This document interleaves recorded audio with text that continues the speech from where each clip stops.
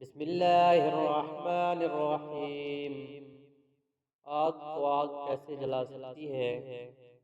ایک شخص جو اپنے آپ کو بڑا فلسفی اور دانشور سمجھتا تھا، امام شافعی رحمۃ اللہ علیہ سے بحث و مباحثہ کرنے لگا۔ کہنے لگا، امام صاحب، اگر شیطان کو اللہ تعالیٰ نے آگ سے پیدا کیا ہے تو پھر جب اسے آگ میں ڈالیں گے تو اسے کیسے تکلیف ہوگی، جبکہ اس کا خمیر ہی آگ سے ہے؟ امام شافعی مسکرائے، زمین کی طرف دیکھا، وہاں ایک خشک مٹی کا ڈھیلا نظر آیا۔ وہ ڈھیلا اٹھا کر اس شخص کو دے مارا۔ اس شخص کے چہرے پر غیظ و غضب کی علامات ظاہر ہوئیں۔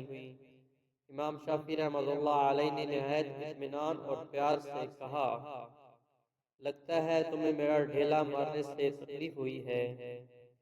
اس نے غصہ سے کہا، ہاں کیوں نہیں، آپ نے مجھے تکلیف دی ہے۔ امام شافعی رحمۃ اللہ علیہ نے فرمایا، یہ کیسے ممکن ہے کہ تم مٹی سے بنے ہوئے ہو اور تمہیں مٹی سے تکلیف ہو؟ اس نام نہاد فلسفی کو جواب مل چکا تھا۔ باعث اور جھگڑا ختم ہو گیا۔